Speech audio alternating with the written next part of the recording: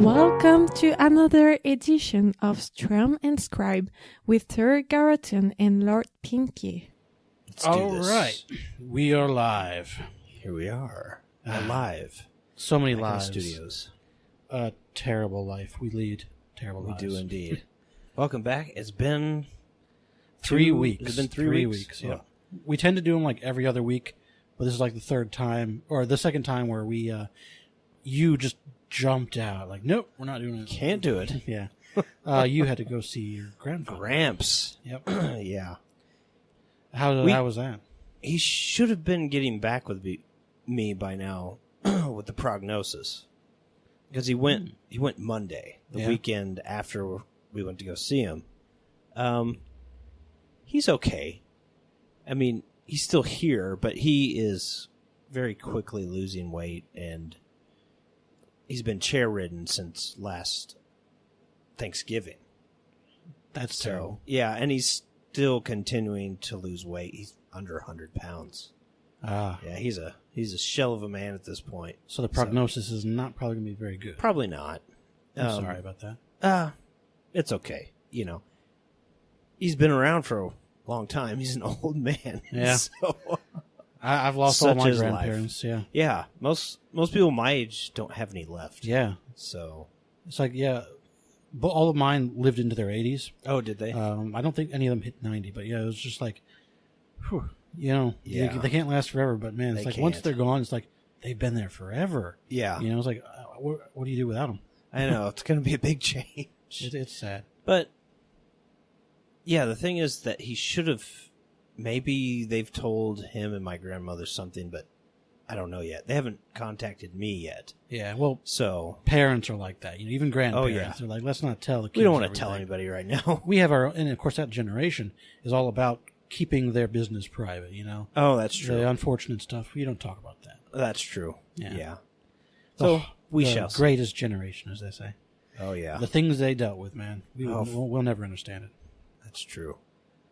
They drove a 1950-something Ford Fairlane from Fairbanks, Alaska to Sedalia, Missouri. Jeez. Yeah. That must have And this been is a few before the interstates were built. Oh. Yeah. What were they driving on? like regular Dirt old, roads, maybe. old like state highways and gravel. I can't even picture it. Yeah. Different world back then, man. Oh, yeah. Can you imagine living through all of that and then seeing all this? Like, I don't No. recognize this shit at all. No. My grandfather still calls the guy we're talking about, and when I don't answer, he'll leave a voicemail that says, "Well, I guess you're not home." As if like he You called still my cell doesn't phone. understand that phones can go with people. Yeah.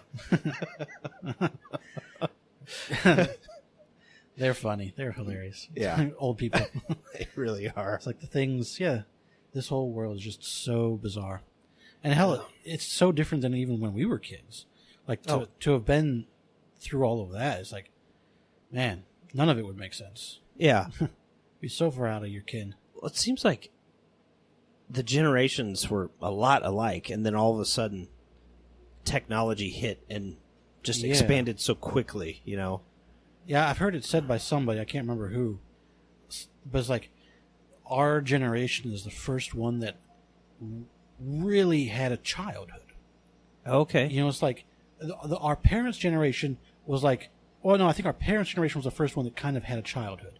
But it was parented by parents who really didn't know how to parent because they didn't know, they were living in an age that was so different than any age before it, that your kid could actually be a kid. They weren't expected to work. Like our parents? Yeah, our parents. But Sure. and then our generation is like the first generation where the parents were like, we're going to perfect parenting. We're going to love our kids. We're going to be present and care what they say. Okay. And so I'm not saying That our yeah. grandparents didn't love their kids, but it's like Right. the way they interacted was so I different. feel like that was with our parents, though. Yeah. Or, I mean, Well, it's like our parents were the first ones that had a childhood, but their parents weren't super attentive to them. oh, They were okay. allowed to just sort of do whatever. See, that's how I grew up. Yeah. Yeah. I kind of grew up that way, but it's like we lived in a much softer age. Our parents were much softer on us than their parents. Yeah, I was never in trouble. Yeah, I exactly. mean, I got in trouble, but nothing ever happened. You were never sent to weren't work sent to the reform fields, school. you know, Yeah.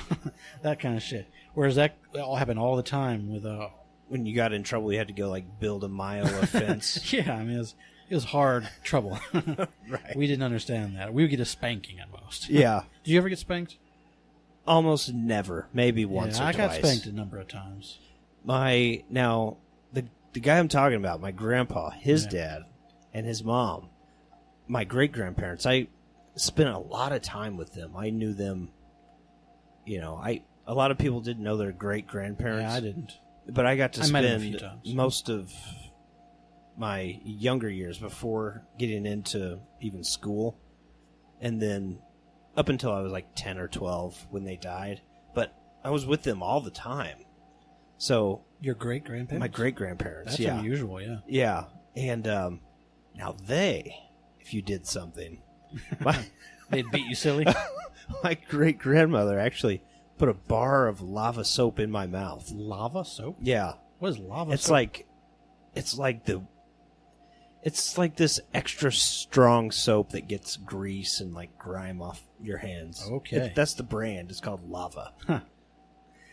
Now, there were a small handful of times where my own mother would wash my mouth out with soap. Ooh. And we're talking like that. She stopped doing that at a very young age. So apparently it's like she heard somewhere, science had told her, you probably shouldn't. It'll screw your kid up. Well, yeah, it's like, you shouldn't do that. And so she stopped. But it's like, yeah, I experienced that a few times. Soap in the mouth. That stuff just tastes terrible. No, that's not meant to be in the mouth. Exactly. There's probably something unhealthy about it. It could be. My brother actually got hit by my great grandfather. Oh, yeah? By a bullwhip. Bullwhip? My brother had stolen a lighter Uh-huh. and was like burning stuff, and my grandpa came around the corner and popped him with it. So I think one time my grandfather hit one of us. yeah. But it was like only once. And he was a weird kid. Or a weird kid. Yeah. That's jazz talk. No, he was weird cat. He was a weird guy because for almost all of my growing up years, he was broken. He had a stroke. Oh, and shit. so he was not all there. Yeah. He would call us hers. You know, like He would refer to you as a girl. As a girl? Yeah, he would have a real hard time with gender identities. Weird. And you couldn't really talk to him. He just wouldn't necessarily Just wasn't understand there. you. That sounds like our world today. Yeah. So, like, he was a weird one. So sometimes he would get angry. You'd be like, you don't know what he's going to do. He might not shit. be entirely there. But again, even that man in that state only hit us like once. I mean, it's very rare. And by hit, you mean like spanked you. Maybe Or you, like, I don't know what it was. draw back and hit somebody He in the might face. not have actually done anything, but it's like I have a kind of a memory of maybe him slapping one of us. So they might, but yeah, that generation, you know, they in World War II, Oh, yeah. they got hit all the time. Now, see, even as kids. I never met my grandfather that was in World War II. Yeah. The grandpa I have now was in Vietnam. Okay. So my dad's parents were 20 years older than my mom's parents. Wow. Yeah. My dad's parents were born in like 1920, and then my mom's parents 1940. Yeah, I think both my grandfathers were in World War II. 38, I should say. It was 1938. Man. My current grandpa was born. So, Oh yeah, he would have been kind of young for that. yeah. But then again, they needed the young. Yeah. Not that young. Not quite that. Yeah, that's like 10 years old. Yeah. So what were we jib-jabbing about on the back porch? That we wanted to transfer cars, up right? here. Like we wanted to. Oh, you were saying that Oh yeah, you I've got bought some mace to keep with you. Yeah, I've got some. I can't remember the actual brand, but it's legit like police military grade mace.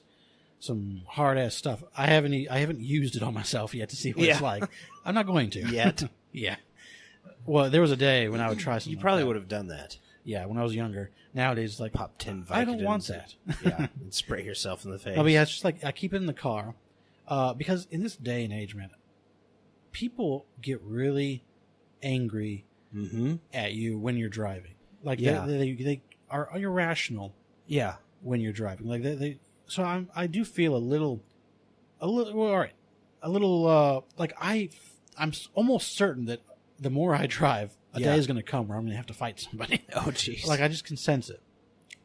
Speaking of which, there was a moment I'll say just a couple months ago. Yeah. Where all right, so the light turns green. Okay. And I'm stuck behind a guy who's not going fast enough. So I get frustrated. Around. Yeah, I zip around him and I do a jackass thing and I flip him off.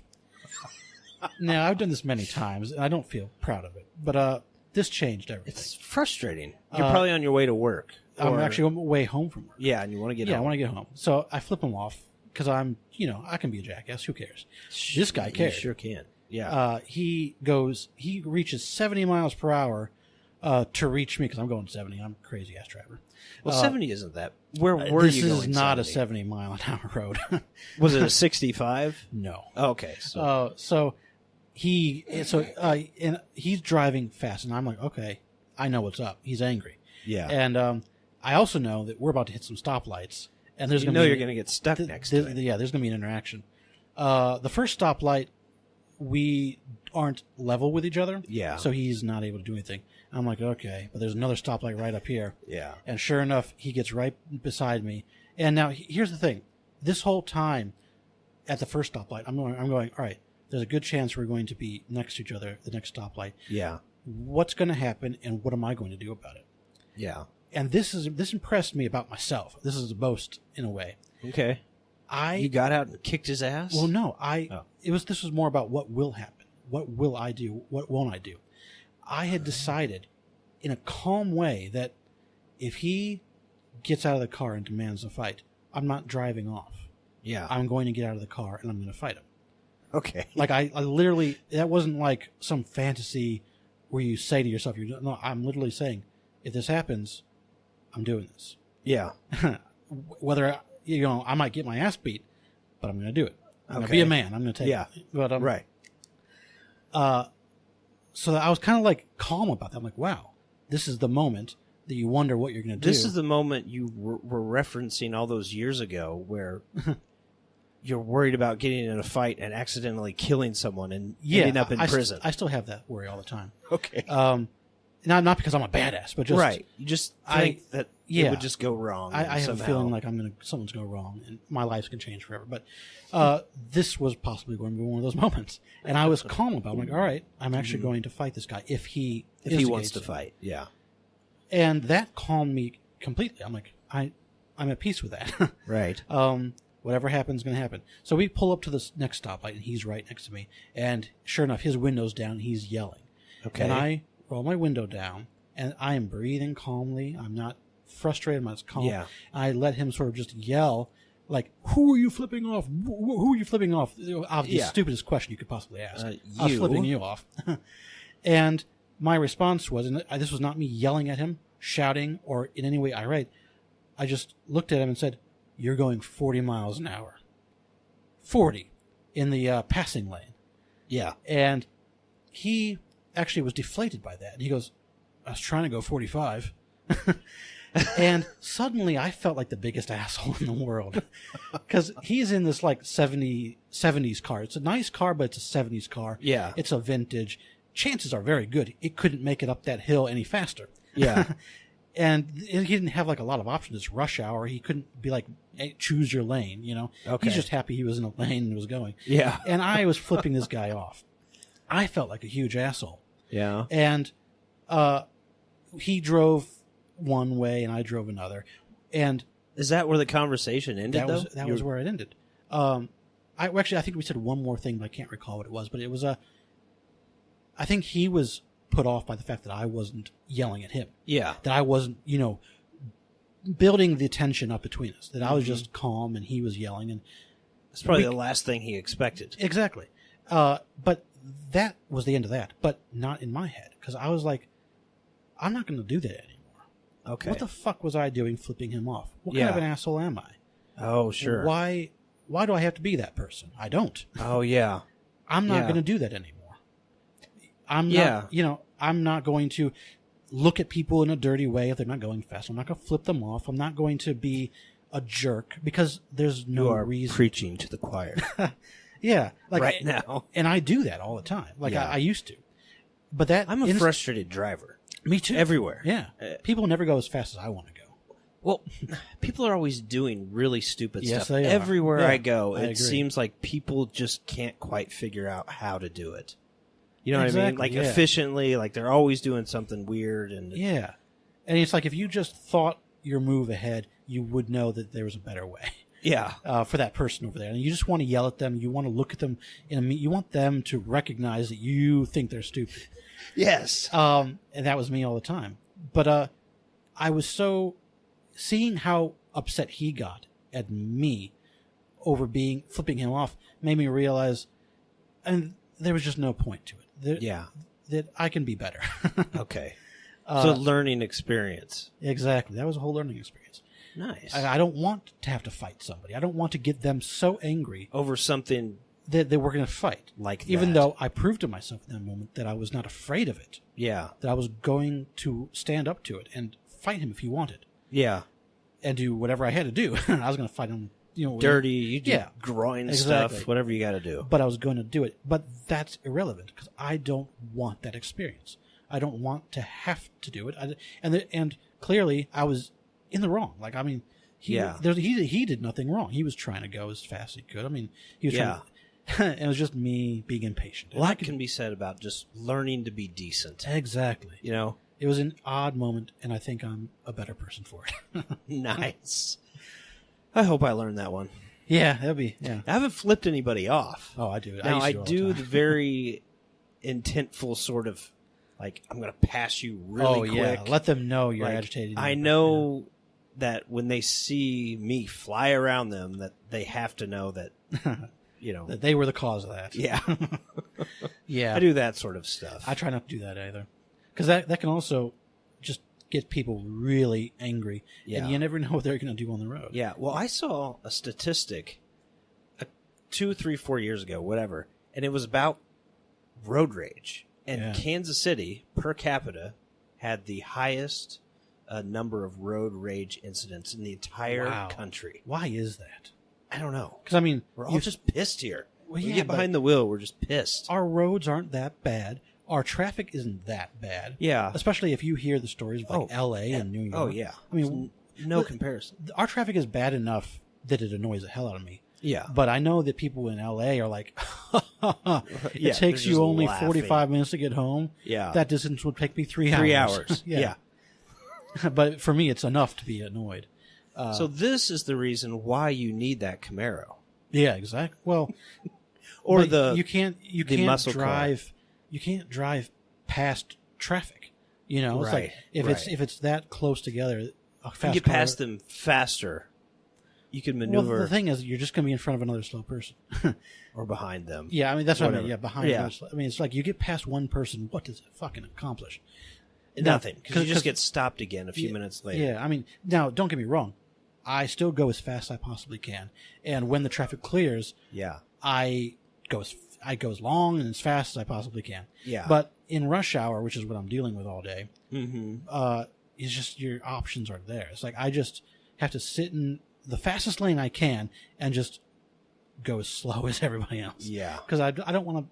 I'm actually not that person. Even as fast as I like to drive, I'm not that person where I'm constantly trying to get ahead of just one more person. Just one more person. Yeah, you see those people. Yeah, and it's like, what's you're just going to be stopped 2 minutes or 2 seconds later. And that can be pretty freaking dangerous on the highway. Oh, yeah. Because traffic stops so quick. Exactly. It's like you're going 70 or 75 on the highway, or 80, whatever, and then all of a sudden it's just... And people are changing lanes. People are doing things. If you're driving that fast and going, they're not looking that far ahead, or that right over their shoulder, and you're like you were behind them. Now you're next to them, and what if they turn? I mean, car accidents are all over the place because of that kind of shit. Yeah, I don't want to be that way. No, but I'm still a fast driver. Yeah, I'm just trying to be less of an asshole about it. And less dangerous. Actually, I was never really all that dangerous. The most dangerous thing about it was the fact that I might upset somebody who wanted to get out and kill me. Yeah. And of course, guns. This is the Midwest. Oh, yeah. Any one of these people who might get upset at you might have a gun. Yeah. It's very, very likely. And just start shooting at you. God. I don't want to deal with that. Yeah, you don't want to be put in that situation. But even with this declaration of how I'm going to be, chances are somebody is going to be upset at me. And that's why you got the mace. That's why I have the mace. Fine idea. Yeah. I have it all planned out. It's like, if somebody gets out of their car and I'm stuck in traffic, You're just going to spray him in the face with mace. I'm going to roll my window down, get the mace out, and just wait for them to get in my face, and then just spray them right in the eyes. That's the plan. Okay. Maybe you should wait.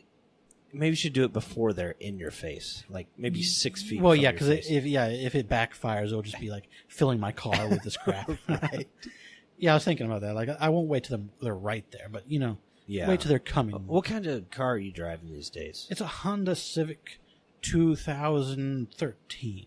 It's a good car. It's a very good car. The whole Longevity in those things. Yeah, I needed, because when I got my job, I'm like, all right, it's a long drive. I mean, people drive longer, but it's about an hour Round trip, I guess. I can't remember what you were using to commute before. Was it a Saturn? Well, I had a Civic before this also. Oh, but that's right. I was driving my mother's Saturn. Oh, right. And then I got a 2008 Civic. And then I quickly upgraded to a 2013.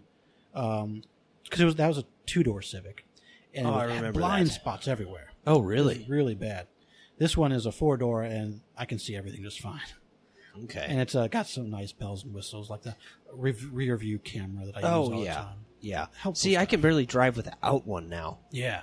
It's It's amazing. so weird. It's like, oh, I have to turn around and When check pe- my mirrors When now. some of my coworkers are, when we go out to lunch, they laugh at the camera. It's like, I could never get used to that. I'm like, the bullshit. You could never get you used to got it. used to it on day one. I mean, the things you can see with that camera that you could never see looking over your shoulder. Yeah. You see things right down by your wheels. Yeah. The camera, that fisheye lens, tells you everything. Yeah. You get the whole view. So, but if you could, or yes, eventually down the road, you're leading me. Yeah, you were thinking about maybe Oh. really upgrading. I want a fucking American muscle car. I just want it so bad. I bought the Civic because I needed something reliable with good gas mileages. But my heart is all like, I want a 8-cylinder V8. Oh, yeah. Big. I want either a Mustang, one of the later model Mustangs, or a Dodge Charger, or a there you go. Challenger. Oh, you know, I like the Challenger. or a Camaro, like something really I'm kind of liking beefy. the new Camaros. Well, in my opinion, those four cars are names. They all look almost identical. They've really taken on this body. To me, those all look very different. Okay, well, I mean, but I compared to where get they it. were in the '90s and like the late aughts or the early aughts, I mean, they really have taken on this. They've gone back to like the '70s look. Oh, sure, they're And, kind of retro now. Yeah, they look proper. Especially Proper the muscle car. Challenger and the Mustang. Yeah, Have really gone back to that look. but I kind of look at them all as like either one of those I would like because they have that look. They look retro. They look proper American muscle car. Right. Whereas in the '90s they got short and boxy and fuck that shit. Yeah, the I guess the Mustang in 80s the were too. 90s was really small and boxy. And Yeah. some of them looked a little goofy. Yeah. But some of them looked, I feel like it was the 1990 5.0 Mustang. Looked great. I don't know about that one. I think that was the year. Maybe it was a little newer than that. But yeah, they look great now. And the thing And I I'm could on. use the beast inside Oh, yes. to tame my beast inside or let it loose. Ooh. The thing I'm on are the imports, like the Golf GTI. I don't know about Oh, those. man. Tell me about They're it. gorgeous. Well, they just have that European sort of classiness to them, but the Golf GTI specifically has just this real German classiness to I'm it. gonna look that and, shit up. Look up the 2017 Golf GTI SE. So the interior is really sort of sophisticated, and you feel like you're How in... so? It's just the way they do, like the leather is nice. The stitching is, they have really nice stitching. The infotainment system is really nice. They have a Fender audio system, which is cool. So it's a Fender. What the hell is this? This can't be let's right. see. No, this is a Volkswagen. Yeah. Oh, really? Volkswagen Golf GTI. Let's see it. Those look ridiculous. No. You like that? That's so funny. Okay. If you see, it's the antithesis of the American muscle car. Okay, yeah, I can see it that. really is. See, yeah, we were talking about American muscle cars, and you're like, I like this thing. I'm like, ooh, is it going to be sexy? No, it's not. Oh, it's very sexy. It's very sleek, and it has the cool thing about them is the Golf GTI is like the staple of the German driving machine. Okay. Other than the obvious one, which is the Beamer. But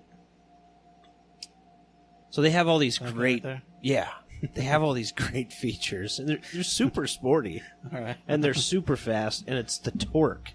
Oh, okay. The thing that's so cool about the Golf GTI is the torque, and when the torque becomes available. All right. I which don't is understand interesting. this stuff because I'm not really a car person. Well, what does it do? All cars have torque, and there's pound-feet of torque, and when your torque peaks is what's important about thrust and speed. This is different than twerking? This is a little bit different than twerking. But is it the car version of twerking? I think so. Okay. Yeah.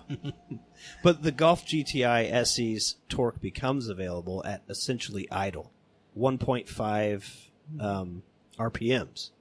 So the second you hit it, you don't have to wait for the RPMs to get to a certain level. It's just there. So basically, it allows you to go from 0 to 60 really, really fast.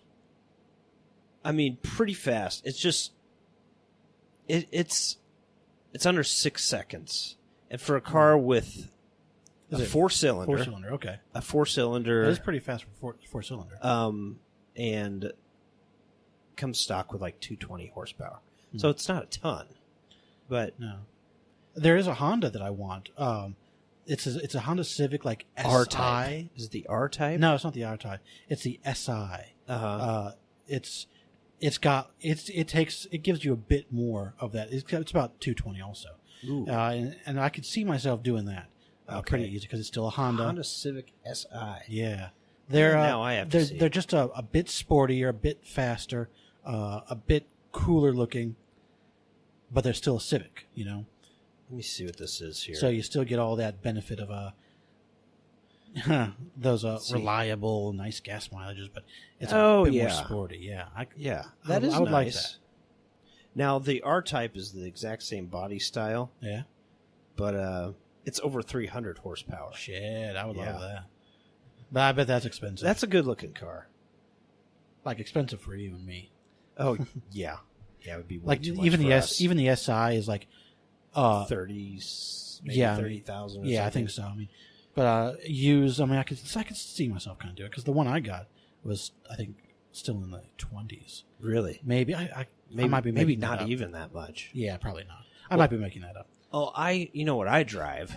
That Mazda, and it was 20,000. I do like that thing. It's pretty zippy. Oh yeah, I could use a little turbo boost. Zip. But they're trying to upgrade me at Mazda. They want to get me in the level up from that. Now, it's the same car. They do that to me at the Honda also. They keep sending out these flyers. They're like, "We are interested in your car. We want to upgrade." And it turns out that they don't actually sign. Those aren't actually sent out by anybody. The people who sign them, they're just like mass released. You know, like they don't actually have cars that they know they want. They don't actually need your car. All that's bullshit. It's just to help you get into the dealership again, you know? Yeah. Yeah. So they can. Why would they need your car? Yeah. Why do they want your car? Yeah, they bad? actually say that. They're like, there's a hot demand for your car. We'll give you great deals if you sell it. Hot demand? What does that even mean? A hot demand. Okay. Like, they use all these terms to make you go, wow, I should really sell this. But it's all bullshit. Who are the people falling for that? I did. Because I went in, I'm like, I got my 2008. You didn't do it because they wanted your car so bad. Well, in a way, I did. Well, no. But you were I've got to get in there. They need my car back. No, yeah, it wasn't that. It was more like, the letter I got said you get a great deal because we need your car so much. We'd give you a great deal on an upgrade. And I'm like, oh, okay, I could see myself getting upgraded, and I'm glad I did that. But I'm not falling for that again because it turns out that the guy who had signed it, that wasn't his letter. That that was just a mass produced bullshit. Yeah. Mass mailings. Yeah. But are you glad you upgraded? Yeah. Okay. So you've made the right choice. How much did your payments go up a lot? Yeah, just a little bit. Yeah. I mean, it was supposed to be the same payments. That was the deal. I was like, we'll give you an upgrade, same payments, but it turned out not to be so true. Sure. Yeah. But it wasn't that much upgrade. Yeah. But the car is nice. I could never be a car salesman. Yeah, there's too much lying involved, isn't there? Yeah. I would just feel so bad. Too much bad. outright bullshit. Right. And you just know, I'm lying to this person. I'm lying to this person. Yeah. But I gotta get that sale. And the those they get such good. What's the term? Well, I guess the salesman gets they get some sort of commission. Commission. That's the word. Yeah. Like that would drive you to lie. Yeah. that extra bonus or whatever. Who knows what they get on commission? I don't know what the percentage is. Enough. Yeah. Salesmen do well if you sell well. Yeah. I mean, if you can sell. Yeah. 2-3 cars a week. I don't know what they sell. Nah, who cares? We'll never find it again. Oh, did you want another beer?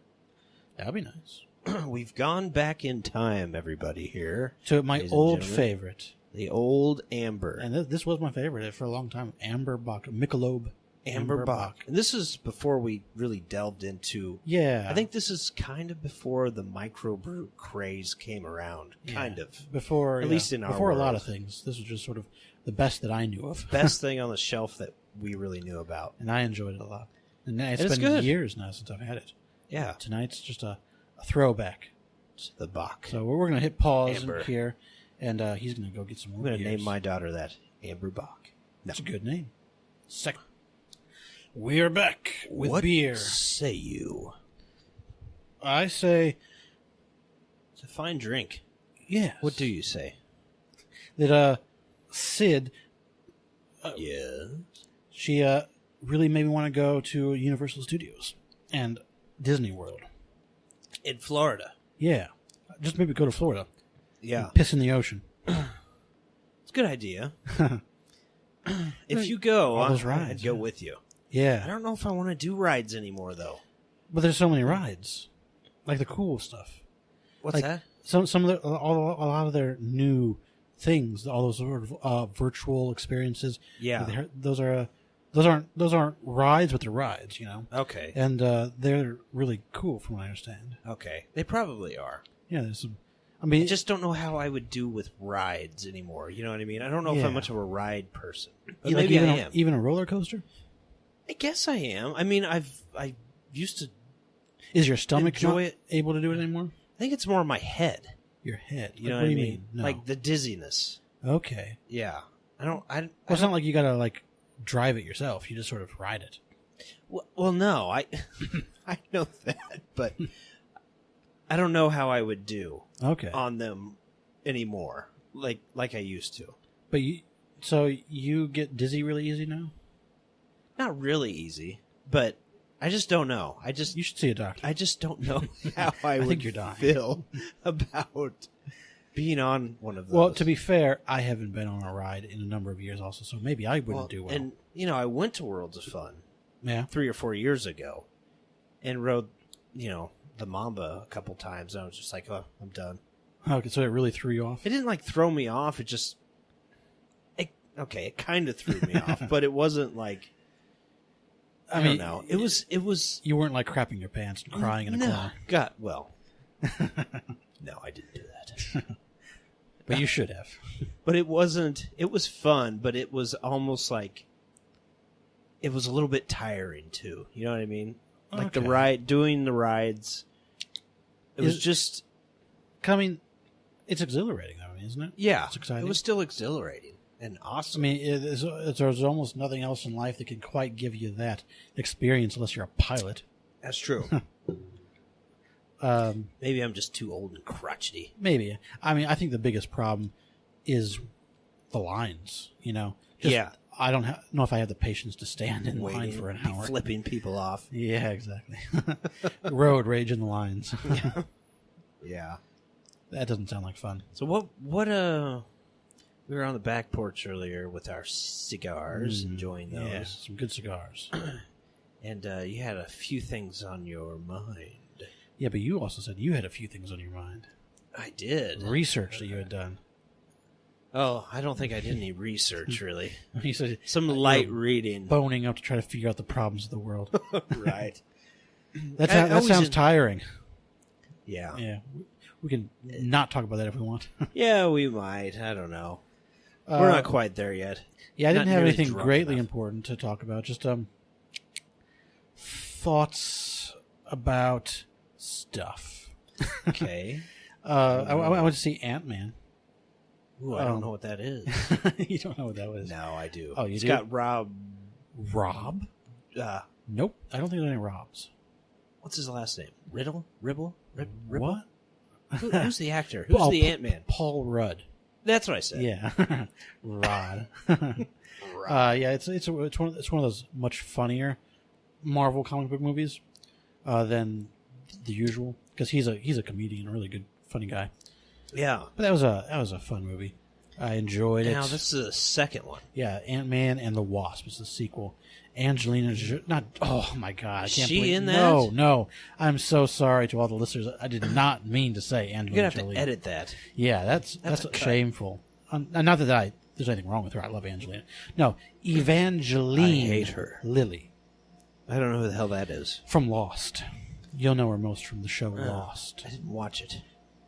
I don't know you. I know you don't. Oh, God. We really know very little about one another. True. Now, listen, No, that's not true. Lost ended poorly. I think everybody would agree with that. I did know about that. I know everyone was But up upset until about the that. very end, I consider it one of the best pieces of TV of all time.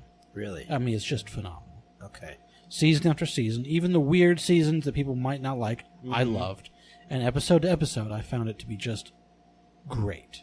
Really? Yeah, the writing on that just made it work. No matter what was supposed to be happening, it just worked for me. I love the show. And I loved her. And one of my greatest regrets in life, besides that belch you Is just not gave, boning her. is not seeing enough of her. Like, Okay. after Lost ended, Through her window? I hope to see her everywhere, because she was so good. okay. So beautiful, such a good actress. Did it didn't ruin her career, so to speak? I mean, it might have been. It might have been one of those things where it's like, we only see you as this one character. Right. But she was in like one or two things that, could have been great, that weren't so great. Some porns, maybe? Some Bournes? Porn. Oh, no. She was in some kind of a robot fighting movie.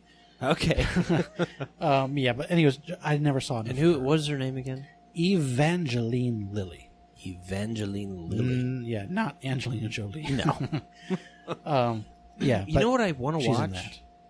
that. What? I want to watch Stranger Things. Oh, great show. Yeah. Yeah. I just need to do it. I just need to go down there and watch it. It's really good for you and me because of our age. We're 80s kids. Exactly. And it really just hits all those, like, the 80s. Are there any big wheels in that show?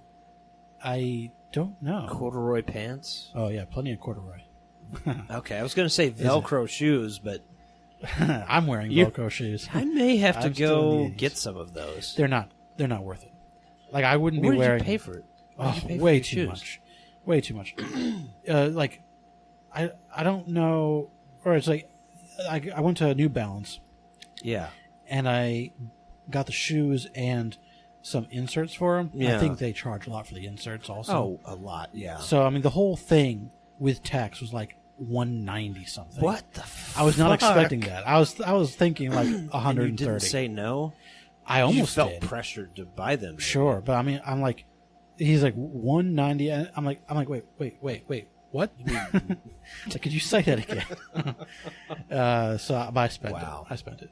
That's like being at For the Velcro parts shoes. store, like O'Reilly, and they try Yeah. to sell you the $65 windshield wipers. Oh God. Yeah, like I definitely felt a bit, and then I'm wearing them. I'm like, they're so big, and the Velcro sticks out so much. It's like, Yeah. am I not going to return these like right They have a away? huge sole on them. Yeah. Is that just for a ton of support? Yeah, a ton of support because I have some fucked up feet, and Yeah. he measured my feet. He had me stand on the pressure things to see where my Really? hot spots were on my feet. And Yeah. so Hot spots? Yeah, Really? like where you were leaning, where and you're stuff okay. on the all that, and Like the sun. So the shoes are really good for my feet. Yeah. Well, that's good. Yeah, but I whatever. mean, comfort has its price. That's for damn sure. And but I did not want Velcro, like. Oh, right. And I didn't have to get Velcro, but I did have to get Velcro if I didn't want laces. And as much as I didn't want Velcro, because you're a slip-on. I fucking hate laces. Yeah. I haven't had shoes with laces except for like fancy shoes for parties. Yeah. You know? Like Christmas parties and stuff. Yeah. I have those shoes. But you were always the Skechers slip-on. Exactly. Yeah. I've been done with laces for like over 10 years. It seems just Jesus. forever, and I couldn't go back. You quit couldn't go laces. Back. Quit them. Way sooner than Fuck laces. most people. Yeah. I can't tell you why, but just the point, like, I felt like laces were bullshit, and I was done suffering the bullshit. You know, I just didn't want it anymore. I felt like I didn't need them. Yeah. And so slip-on shoes have been my thing, and they didn't have them. Like, New Balance just did not have them. Yeah, okay. And so I went with Velcro, feeling like a complete idiot. Oh, well. And I still, right now, Maybe it'll I'm catch thinking I might go to get some Skechers again, just some slip-ons. Yeah. Because Velcro is a bit of bullshit also, but not as much bullshit as laces. Are they still grabbing nicely? Like the Velcro? Yeah, they're not they're like... still new in that way. Okay. Wow. But man, The whole Velcro conversation shoes. about Velcro. I mean, you don't have to, say that I'm stupid for wearing them. I feel stupid wearing Velcro shoes. Oh. But It doesn't bother me. bothers everybody else. I have a coworker who just like looks at them every day, like, God damn, Velcro shoes. can't believe it. And my sister I would may totally go out feel and that get way. some. Well, it used to be cool back in the 80s because you got Sure. the two Velcro pieces. Oh, yeah. Yours is just one big one, right? One big one. Wait, no, is it two? Or is it? I feel like it's one big one. Oh I no, was it's looking at it two. earlier. It's two. But they're connected at the end. No, they aren't. No. No, but it's two. But I only ever use one. Oh, Like okay. the top one, I only ever use that. The bottom one just stays Velcroed, and I'm able to slip my feet in and out. Oh, fairly I easily. see. I see. Well, back in the day, the Velcro pieces would be real close to each other like this, Yeah, and people would crisscross them that was stupid. because it was supposed to be cool. there were so many things we did because they're supposed to be cool. They never were. No, I tried a few of those things, and I was just trying way too hard to fit in with these other kids. Well, that's what being a kid is about. Is you're trying to find who you are. Yeah. and you're trying everything. You're just mimicking what other Yeah. people are doing. People do something, you think it looks cool, so you try it. Yeah. For a few years, and maybe it doesn't work for you. And you finally grow the fuck up and realize how uncool all of it was. How stupid you were. But that's you can't avoid it. I don't think any kid doesn't go through that. It's Yeah. part of developing. Yeah. You just And gotta do then it. you finally develop and you realize that What do you realize? none of that shit mattered. Oh yeah, I guess. yeah. No, well, definitely none of it mattered. Yeah. It was all just The trends of the learning the times. world. Learning the world, that. which you find out later is not requiring you to follow any trends, Right. and you'll be perfectly happy. Well, I got in a conversation, 2 conversations yesterday. Dos? And it was the similar conversation with 2 separate people. And I found this question to be to me, it just didn't make any sense that they were asking it the way they asked it. But I've been asked it this way over and over again, and I finally came up with an answer that I felt good with. Tell me the question. So, my new boss, she plays guitar. And I walked up to her in the break room. She was alone, and I was just like, so have you been writing anything lately? Music. And she was like, no, whatever, and I haven't had time lately. And she was like, well, what about you? And I was like, yeah, a little bit. I've been writing and playing. And she was like, is it your medicine? Is guitar your medicine? Or is it your happy place? You know what I mean? And I just didn't know. I've been faced with that sort of question many times, and I was like, no, it's like just a part of me. Like I don't think of it as something that I go and do, or like when I sit down and write something or play something, I'm not making some conscious decision to go and to fix yourself or to feel better. Yeah. Yeah. Yeah. And then later that night there was a band at work, and the guy was like, do you play out with any people, or do you are you in a group or anything like this? And I was like, no. And he goes, so it's more like a weekend hobby thing. And I was like, I've been in that position before, this conversation where like either you're in a band or it's just a hobby. Yeah. And I was like why do those have to be the only two options? And I was like, I'm never. And I finally said, no. Music, playing guitar or music or being a musician, it's not making a choice to do it because I don't have a choice. Yeah. And then I said, it's just like putting on pants. I have no choice.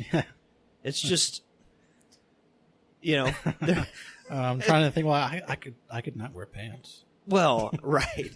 I know. I like not wearing pants. That was the best way I could explain it. Like, no, I understand completely. I do. It's just it's me. Just you doing you. Yeah. Right. It's something you got to do because it's in you and it's got to come out. And I'm never not going to do it because it's not a hobby. Exactly. You know what I mean? Or because it's not profitable. Yeah. Or because there's someone pressuring you that you got to get a new album out. Yeah. It's just something you do. Yeah. And something you've always done. Something you're always going to do. I'm always just going to do it. Yeah. Exactly. So it was finally. When I looked at him when I said that, he goes, "Oh, okay." Like, that's a better question than what I was asking, or a better comment. Yeah, I bet he felt kind of like this guy's real, and I was way off. Well, it just makes you wonder the things that people do, like how much a part of it. Well, how much a part of them is it? Exactly. I bet there's so many. Because some people are just doing people hobbies. People who are learning something. They're playing guitar, and it is just a hobby. You know, maybe it is just something that they do to do something. Yeah. But and some people, it's just in them all the time. Like you with your art or your writing. Yeah, art or writing. It's like it's not a hobby for you. Exactly, and I could go a ways. Like, it's like if I'm not working on a specific project, I'm still pursuing it in some way. Yeah. Even if it's just probably whittling down a paragraph in your mind. Yeah. Or posting online. Like like just on the message boards, sure. I'm still a writer. I'm still trying to master my craft. I'm still trying to put out the most interesting sentences and finding out how to express myself better. Yeah. You were talking about your book before. Oh. Do you not want to get into that on this? Well, it's not. Yeah, there's not a lot to talk about. Well, you're finally going to self-publish. Well, you think? I think. You hope. So I wrote a book. Yeah. A few years ago, I actually finished it, and it took a few years to write it, a few years of going over it, and I finished it. I actually have a complete book. Like, I don't know how to say that. Is it complete? Is it finished? I don't feel any of those terms are actually genuinely true because I'm still working on it. But you can read the thing from start to finish. There is a full story there. You said you were going to go back and kind of So I haven't touched it in a while. It's been a few years. But I have some new ideas. How I've introduced a certain character. I'm rewriting certain chapters, and I'm going to go through the book one more time. And update it to my current skill level or whatever. Oh, okay. And then I'm gonna self-publish. I think that's what I'm gonna do. Like I still am a little shy about that. Oh, yeah. Because self-publishing has such a negative connotation. Like, oh, you weren't good enough to get published. Yeah. So you're doing it yourself. And I definitely understand that sentiment. You don't feel that way though. I still feel a little that way. But at this point, it's kind of like I almost don't care because I just want to get it out there. You want it out there. Yeah. it's been done for so long. I mean, done is another term that I don't actually agree with, but it's been possible to publish it for a long time. You don't agree with it in terms of your book or in terms of what, self-publishing? No, done. Oh, or just in terms. Yeah. Are you trying to say that well, like the journey's never finished? Is that what you're trying to say? Like I've heard some writers say it's never finished until it's published. If you never publish it, it's never done, because you're always going to be tinkering with it. Okay. Every time I read the thing, I change something. So how can I say it's done? How can I say it's finished? How can I say it's complete? Mm-hmm. Even though you could read it right now from start to finish, and it's 137,000 words. I mean, it's a good sized book. How many pages would that be? Do you know? That's really hard to say because of every book has their own type font and all that stuff. Yeah. But for I'm using in Word, I'm using Courier New, the font. Yeah. Size 12, double spaced. Okay. And it's like under 400 pages. Okay. Like 360 some pages. All right. Good size book. Yeah, it's not bad. Yeah. I could probably finish it. I didn't offer. Maybe. Actually, you gave me a copy of it. A long time ago. Yeah, it's here somewhere. Jesus. Probably in a box. Good God. Yeah, every time I give it to somebody to read, they never do. It goes in a box? Yeah, they never do. But you'll anyways, have that. I do. But there was a point when I first finished it. You also got to think, real quick. Go for it. How many of these people are reading books? True. Well, even that doesn't work because I've given it to my sisters. They read books and they all read the time, books all the time. And they never read it. Well, let's see, that's just stupid then. You gave one to me and I never read. Exactly. Well, yes. Yeah. And that's something I hate about myself. I need to read more. Think about it from a musician's perspective. Yeah. You create something and you need some feedback. You need to show it to somebody. You need somebody to hear it and tell you how they feel. Even if they're not going to fix it for you, like, you need to do this, you just some feedback. Otherwise, you feel like you're in a pool that's stagnating. That's your creativity. And it's just like without a channel where it's filtering through other people and you're getting some output and input, it just feels like it's poisoning you. Okay. I get it. That's what having a book that no one will read is like. Well, the only that's person their fault if they haven't read it. Oh, yeah. Because they don't know yet. Sure. Well, yeah, it's not a sign that the book isn't good. It's the fact that nobody's reading anything and they don't want to, because you give them the book and you give them a red pen and you say, read it and critique it and tell me what you think. And that's a big project for somebody. Mm-hmm. And that sort of daunts them away from not doing it. Scares them away. But anyways, I went through the process after I first finished the book. Yeah. Of trying to get an agent. Because I had read like that's the first step that you should go. Instead of submitting it to publishers, try to get an agent first. Okay. And so I did all the sort of submissions and tried to follow all of their rules about how they like their submissions handed to them. Mm-hmm. Like summaries and 30-second breakdowns and first chapter, second chapter. Just all these. Everybody has their own rules about how you submit to say, hey, I wrote a book. Are you interested in reading it? And I never got anywhere with that. I sent out so many, and I never heard back from anybody besides form letters of rejections of saying, no, we're not doing. You mean they weren't even looking into books at that point? Well, no, they weren't even looking into my book. They were looking into books. Oh, okay. But they hadn't even said, send me what you got. It was just like. So how do you get started there? Exactly. If no one. Exactly. And so I'm not going to do that this time. I'm going to maybe submit it to 2 publishers. Yeah. And then if I don't hear back, I'm just going to self-publish on Amazon. But you're solid on this book, though, in this story. Yeah, I think it's a great story. Cool. I think it's a really fun read. Yeah. Because also this is my cheap book. This is my simple story. This is I have my epic fantasy. That I want to write. This is not that.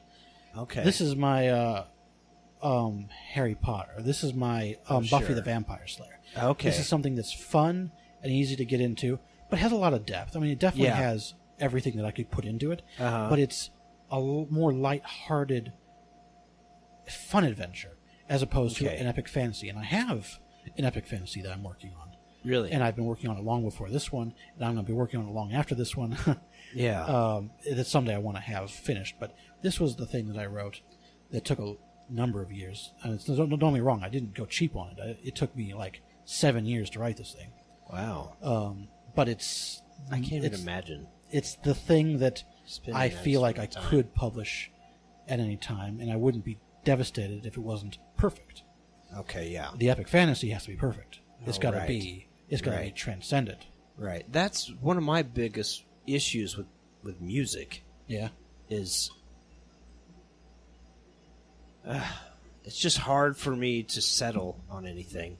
And I feel like in the last year or so I've come to terms with it's more important to have something out there than it is for it to be exactly the way you want it, perfect. Yeah. Because it's probably still good. It can still be good. It's like you said. It's never complete unless it's Yeah. Unless you've published it, unless you put it out there, yeah, then you can't touch it anymore. Then it's other people's. It's the world's. yeah, Yeah. That's definitely. There's definitely a lot to that. Like you and me were these creative people. yeah. We do these creative things, but we're stuck in normal jobs, Yeah. living normal lives. Mhm. And the only way I feel like I could break out of that is to get something out there and hope to God it gets recognized, that people start liking it, that I could maybe start making money off of it and move into that next part of my life. Put where you I- in a different position Yeah. in life. where I can start doing this for a living. And that's never going to happen if I don't publish it, if I don't just get it the fuck out there. I am never going to move on.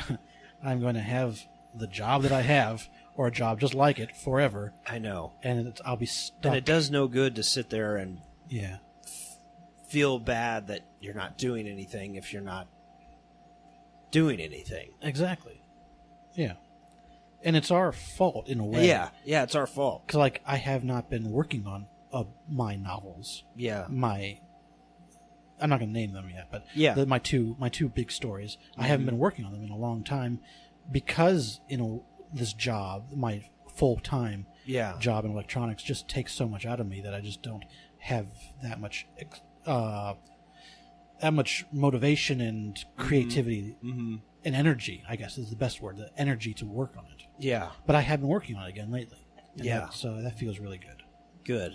I'm kind of in limbo here because lately I'm getting a lot of like inspiration, just spontaneous sort of inspiration Yeah. musically, but it's just little pieces of a puzzle. Like, you know what I mean? Like one part and then another part, and then right now it's just a matter of kind of putting them together and and finishing something. Do you see it coming together? Like, do you kind of see how it would come together? Kind of. That's cool. Kind of. The other part is that I'm not that well versed in at all in any sort of recording software. Oh, yeah. I am a tad, and I've got that digital recorder which would actually do it. Yeah? It's just me sitting down and going through and learning it, Yeah, you gotta do that. or paying someone over time to help me with the engineering side of it. True. Because I'd be fine with producing the whole thing myself, even if it's just a song at a time. But I it's think something you could I need to it, do. I think you could do it on your own. You do? Yeah. I mean, because it's just software. Yeah. And any question you have, Google can help you. Yeah, and there's that manual right there. Sure, yes. The manual. So, I mean, it could definitely be done, man. Yeah. But it's one of those obstacles. It's one of those things that stops you from doing it. Because you look, there's one more thing that I have to do before I can do the thing that I really want to do. I'm just not that personality. I don't know how I turned into that person, but I give up pretty easily. Yeah. And I hate that about myself. But, oh well. You give up way less easy than I do. I'm trying to. I was trying to think. Like, do I give up easy? Like, I can't name anything that. Like, there's only one thing that I have yet to really investigate that I feel like I could do. And that's computer software based, and that's website design, not design, but the coding. Sure. Out of all the stuff I do Mm-hmm. in technology and computers and all of everything, I know so much and I do so much. I know all these programs. Yeah. But coding is the one thing that I've always felt like I should learn, Yeah. but I haven't. Mm-hmm. And very recently also I've been thinking about throwing myself into that. Learn the programming language of internet stuff so that I could maybe also find a way to do that instead of it's just another doing now. Yeah, like I could start building. I could do website design. I could put out a web page saying, "Hey, you need a web page? Pay me, and I'll do it." Cool. And I know that I could do it. I know it. Oh, for sure. Because it's just so within my wheelhouse. Yeah. Except I don't know programming, Right. and I could easily learn it, but it would take time. Yeah. It would just take me dedicating some time, Mm-hmm. and I go into this cycle, this mental cycle, going, I could do it. I could dedicate that time. But there's other things with that time that I could be doing in that time, like writing. Yeah. I could be writing my works. I could be doing my reviews. I could be there. It's like, I wish I had more time. Yeah. Like there's, If you could wake up at 10 in the morning, have coffee, breakfast, and go write. Yeah. You know what I mean? Yeah. Imagine That what you never could happens. accomplish that way. Man. Yeah, if I could just do Instead it of on commuting, cue, you know. Do an it on hour and a signal. half a day. Yeah. And Yeah. working 8 hours a day. Exactly. Man, that would be I mean, life. that's just another excuse. Yeah. Ultimately. Because all of my favorite writers, they all started writing with full-time jobs. You know, they just found time in their life to pump those pages out, Yeah. create a book. Yeah. And I did all my big writing while I was out of work. Oh, sure. You know, Yeah. like I did so much writing and created so much stuff when I had nothing but free time. Mm-hmm. But with a full-time job, I've just found my personality, my creative juices are just so tapped. Been dejuiced. Yeah, it's like that. Those hours at work just take so much of my energy away. Yeah. It sucks. That's the cycle that we get into in this type of world, Yeah. you know. It just feels, it just traps you. And then you start to get a little older, and then, as they say, Then time goes by so fast nowadays. Yeah. Like a year. This is the last year. Feels just like 2 months to me. Yeah. Like I know Me everything too. that's happened. I did so much, and I did so little. Also, I mean, I did so much, and I did so little. Like this whole year has been reviewing for me. Oh, right. It's now been a full year since I was writing for the headphone list, and that year just went by so fast. I Yeah. put out so many reviews. I have Yeah. I can look at all the things that I've done. It's like, wow, I wrote a lot, and I got awesome. boxes and shelves and stuff full of audio gear that I don't even use anymore. But it's like, but I didn't write any of my novel stuff. I didn't write any of my creative stuff. I didn't do anything like that. Yeah, Almost nothing. and that feels bad. Yeah. Well, you work your way up corporately. Yeah, And then you really lose time. And then you Yeah. buy a house. do you? And then That's another thing I want to talk about. I talked about overtime with you. Yeah. We can't go into that. Don't ask, because this is a podcast that goes public, and there are things I mentioned earlier that I don't okay. want to Okay. talk about. But on the topic of just overtime in general, Yeah. you as a manager have to do overtime quite a lot, right? You got to come in on the weekends. Here's the thing. Not a ton. No. Enough. I have to do it enough to where it's can be a little frustrating. Yeah. And I'm having to do it less now because over the last year we've figured out we figured out how to get the right people in to where things are people are a little more empowered at work. Okay. And so they don't need you rely as much on me after hours as they used to. There was a time where I was spending a lot of, like, oh, you got to come in again. You know, this happened or this happened. Mm-hmm. This person did this or they didn't show up or whatever. But that is starting during the summer, though. I've needed a little more because it gets pretty busy around the place. But anyway, it's not a ton. Okay, well, I brought it up because I had a little battle. Right. I had a little battle at my work about overtime because I've been at this job for 5 years and we've never had overtime. Now, 5 years? Yeah. My manager, he, as a manager, has to come in sometimes on the weekends and do some stuff. Or at least he thinks he does. But with the new ownership of our company, this last month, we were seeing some overtime for the first time. Yeah. And I freaked out about that. I'm like, because of all the things we just talked about my time and how much I'm trying to find more time to do the things that feed my creativity and help me, work on the things that I feel are important to my future and all that stuff. Mm-hmm. It's so very, very hard with my 8-hour shift and the commute. It's like a whole. It's like 10 hours. It's literally 10 hours of my life.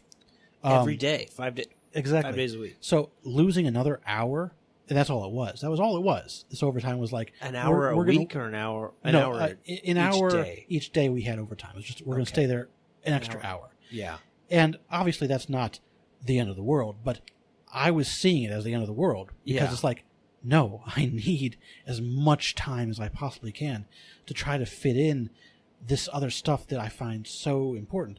And so I had a little battle with writing emails, and I'm not going to go into it. Yeah. But just trying to talk sense and trying to find some humanity from these people. Like, don't make me do it. Yeah. Don't you understand that? Yeah. Basically it's like, don't you understand I'm a creative? Don't you understand I have all the, but I tried not to sound like that. Yeah. I tried to be as reasonable, and I can be very, very articulate. Oh, sure. Obviously, I'm a writer. Right. You didn't email them and be like, don't you understand I have a book to write? Yeah, exactly. I laid it out. I did everything I could. And it was a few back and forths, and it amounted to nothing. Of course. I had the head of HR brought me in to sort of explain, and I wasn't in trouble. Don't get me wrong. Yeah. But I was also this period where I was having these conversations through email, and I did it all through email because I'm a writer and I could express myself best through the written word. Yeah. Where was I? HR brought me in, and I wasn't in trouble because, that's right. I was worried I was in trouble because I had expressed myself so well, but I had put my foot down to a degree. Like, I was really trying to let them understand that I had no interest in taking overtime. Yeah. And so I had this anxiety for a few days, kind of like a week almost, of where, like, man, did I go too far? Am I going to be fired? Yeah. And so I was called into HR, and I was I was glad to see that I was not in trouble. That they were just explaining overtime is expected, which is basically how it started. It was like, overtime is expected. I'm like, no. So all of that amounted to nothing. I'm not in trouble, and I have to work overtime sometimes. But it honestly didn't turn out to be very much overtime. Okay, good. And it didn't happen. I only worked like 2 days of overtime. Yeah.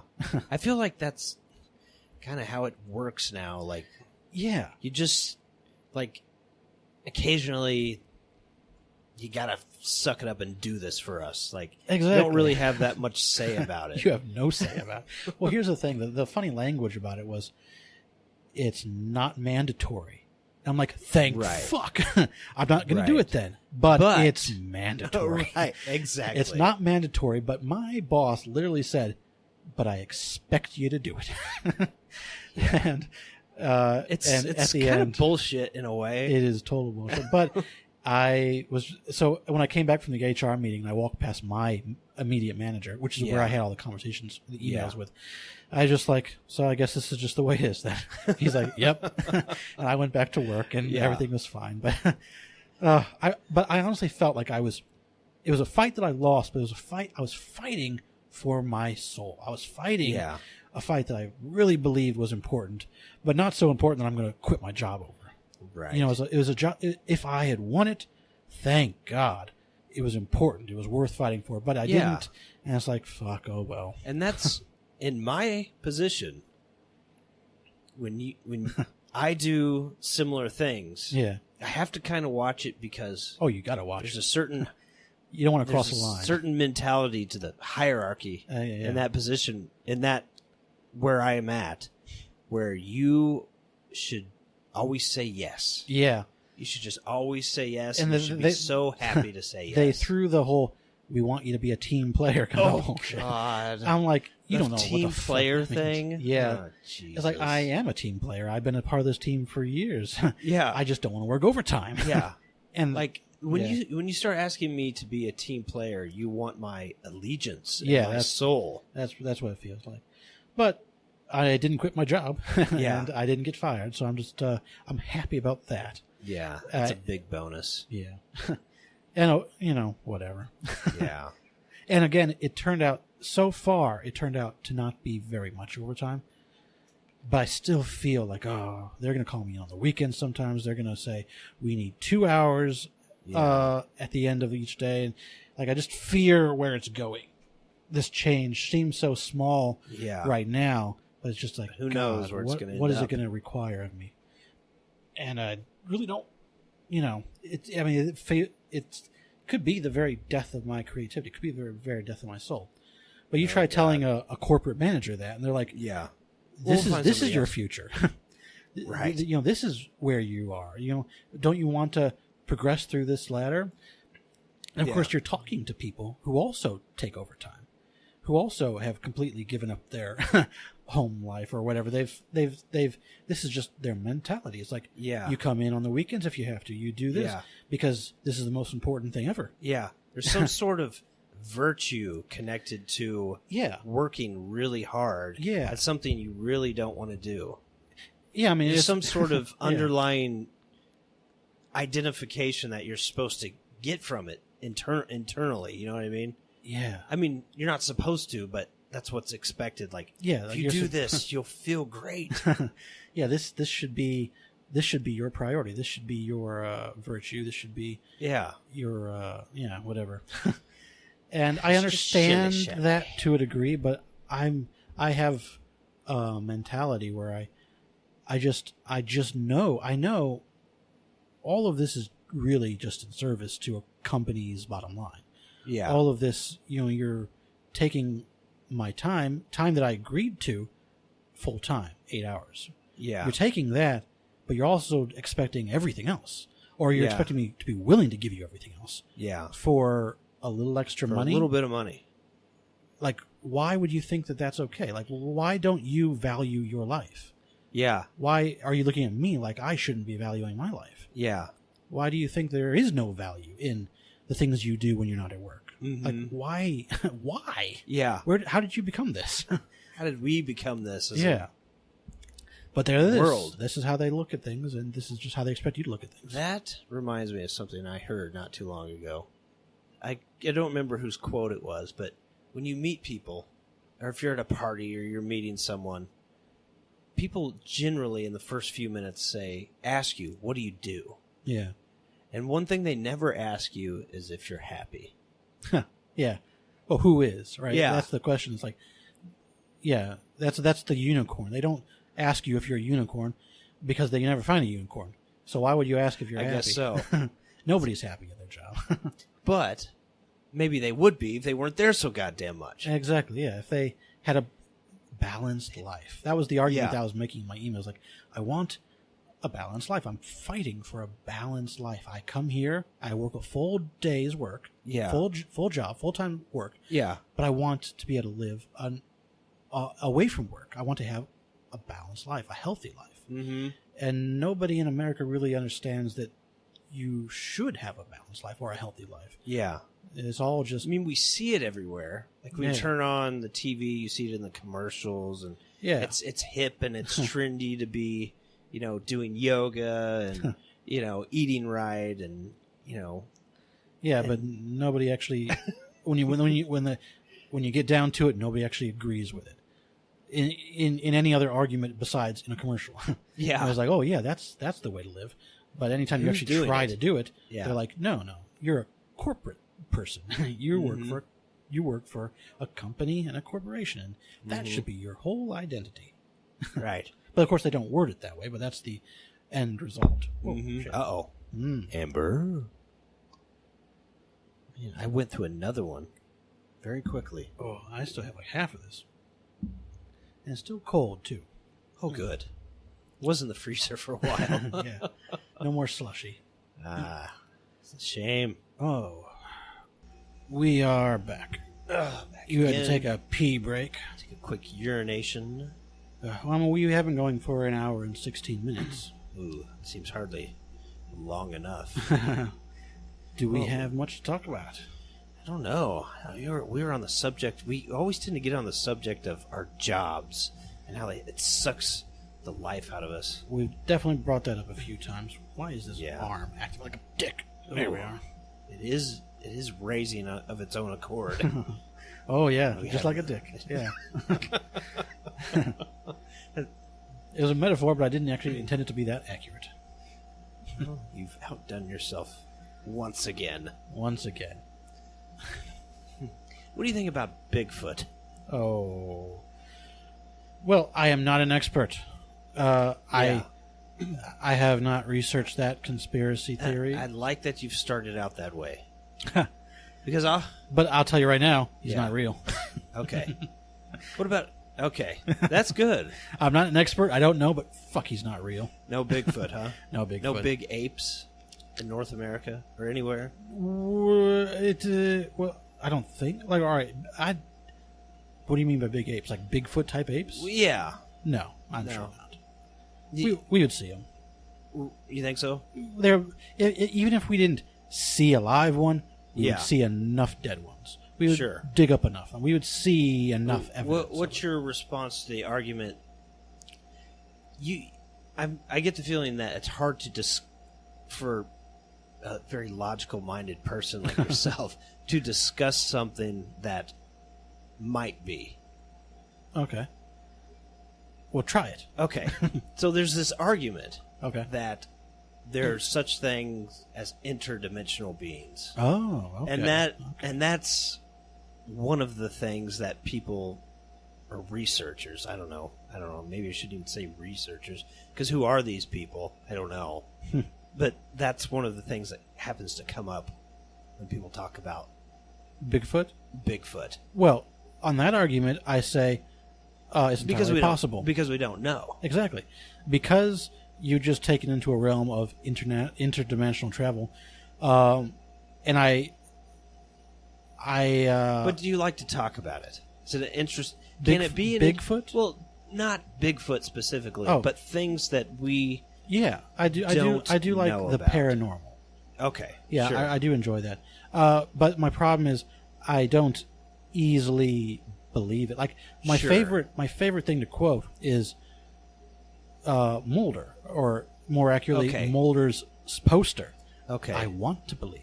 Yeah. I've always been in the category where, like the X-Files poster, I want to believe, but there's a huge gap between wanting to believe and actually believing. Yeah. I don't believe. Yeah. But I want to believe. I can't believe either. Yeah. Because like what are we supposed to believe? I'm always ready. At all times I'm ready. Me too. For evidence. Yeah. I will jump into that and go, finally. Yeah. Aliens are real and we know it. Yeah. If you give me incontrovertible evidence, I will believe. Yeah. But without it, I don't believe. Okay. Now, and on the topic of aliens, like I'm with a ton of conspiracy with aliens. I'm with the scientists on saying the math suggests that there is stuff out there. Right. But we're talking about aliens visiting Earth and abducting people. Right. And that shit. And I don't believe that. but I'm always ready to believe it if you show it to me. If you show me the evidence that cannot be contradicted. Yes. If you show me something tangible, I'm ready. Yeah. I want it to be true so much. Me too. And the same is true for Bigfoot. The same is true for any of the paranormal stuff. Ghosts, interdimensional, all that. Yeah. I want it to be true so much, but I'm, like you said, I'm a logical mind. Right. And I'm so ingrained in logic that as much as I want to believe, I'm not like other people who want to believe, who just do because they want to. Right. I want to, and I'm incapable of believing until you prove it to me. Yeah. Do you ever think that it's possible that there could be that Big Brother, in a sense, for lack of a better term, could be shielding the public from certain information when it comes to those sorts of things? On a very surface level, possible, yes. But on any sort of depth and converse, like if you actually think about it enough, I feel like that doesn't hold true because we just see all of the leaks. We see all of how impossible it is to really control that kind of information for that long. Oh, sure. And the people who are supposed to have broken free from that and gone public, they're not as trustworthy as we like. As what we thought. Or maybe that's just another thing. And we still just don't have the evidence. Like, as much as people have broken away, and I used to be a part of that, now I'm telling you the truth. Like William Cooper. Show me the evidence. Do you know, does that ring a bell? Yeah, it rings a bell, but who is that? He was the author of Behold a Pale Horse. Okay. He was this guy who, was basically holding conferences all over the United States, small ones, telling about his experiences with aliens and when he was in the military. Okay, yeah, that's probably where I heard him from. Things that happened and government conspiracies and this. I don't know. He ended up being murdered or something. I don't know. But let's say that's a conspiracy. The government murdered him. Sure. Wouldn't they have murdered him long ago? Yeah. Like, why do you wait so long? Like, on his first public outing, he would have been killed. I guess. They wouldn't have waited that long. Maybe not. So, again, either that or you don't kill a guy the very second he mentions aliens publicly. Or you disappear him. Like, before there's traction, before people start actually publishing his works and inviting him to everything. Once he starts talking about it to anybody, you kill him. Or you disappear him. You do something. Nobody asks questions about that one guy who mentioned it once. They ask about big profile guys disappearing. Yeah. You don't wait. Which he was. Yeah. That's why you don't kill him, because you waited way too long. Oh, sure. You would have killed him if you're the government and you're able to hide all the evidence. Yeah, you would have killed this guy long before he actually talked to anybody. You would have killed him the moment he started showing any signs of not being following the protocol. Either that, or it's like Baskin Robbins. What's that? It's the illusion of choice. 31 flavors, or paper or plastic. How so? Just in society, our choices are very minimal. Sure. But they're, we have these other choices that are given to us that aren't really that important. Sure. So maybe you let a guy speak for long enough to where he just ends up looking like a nut job. True, yeah. And then, all his validity disappears because he's turned into a kook and he's attracted nothing but kooks. That's a very good strategy. Then, yeah, so that's another way of doing it. Exactly. But yeah, that's just without knowing. The illusion. Yeah, it's like just another illusion that people create. So when people say, is it possible that it's happening or it's been covered up? Sure. Yeah. But I don't actually believe that it's as possible as that, just because I don't see that kind of thing working. People are just so bad at doing things like that, at holding that kind of conspiracy together. Our government is so bad at secrets. The secrets are just so readily available. People break on it all the time. It's just, it suggests too much of us as people that we could control that so well. What's that? The conspiracy, like a government conspiracy. Like they could control it? Yeah. Okay. Yeah, it just doesn't seem likely. Possible? Possibly. Sure. Yeah. But just not likely. Yeah. Well, it depends on a lot of things, too. Sure. Like, it could depend on, sure, maybe there is a Bigfoot, but maybe there's only 3. Yeah. You know what I mean? Or, there's so many variables in these things. Exactly. You know what I mean? And and if you show me one of those Bigfoots, I'll believe. You'll believe. But you got to show me it more than just a grainy like camera. this thing went past a camera in 1968. Exactly. Yeah, I want to believe. Because I really want to believe too. I that's why I read mostly fantasy. I love my magic. I love my wizardry. I love dragons and sorcery. I love that stuff because in my heart, that's what I wish reality was. I wish it was fantastical. Mm-hmm. I wish it was more magical. And to quote Hunter S. Thompson, life has just never been weird enough for me. Oh, right. I would love it to be more weird, but you got to prove it to me. You got to show me how weird it really is. Sure. Don't give me a weird conspiracy theory and say, why don't you believe? Right. Yeah. I'm not saying that to you. I'm saying no. to the internet. No. Right. To the internet, you fuckers. I feel like I read, though, before that there was, Proof? millions of years ago of Okay. a large animal. Oh, yeah. Like an upright, like a bipedal ape. I heard which about was- that on a Joe Rogan podcast. Oh, okay. He talks about it often enough. There was something weird like that. Like that actually did exist. Yeah, something. Yeah, kind of. Sure. Yes. But maybe not the one that we've Whoa. created. Yeah. or whatever. Or we've or created. whatever Yeah, well, it is. the people who created that Bigfoot, I mean, they have come forward, I think, and said they created it, right? They said Oh, I didn't mean that, like literally create. I mean, like created in, like just our minds. Yeah. That it exists. So you're talking about an actual, Yeah, the thing that the someone famous made, footage.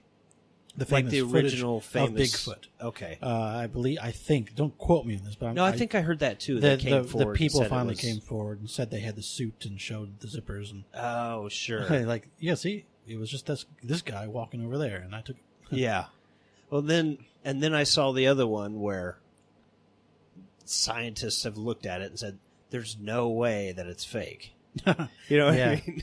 Like you can see the muscles moving when it walks. Or, like, Yeah, what I scientists? mean, we're getting nowhere in this discussion, but I'm not trying to prove that it's real. I just you can't unless you show me proof. no, I wouldn't expect you No. to believe me.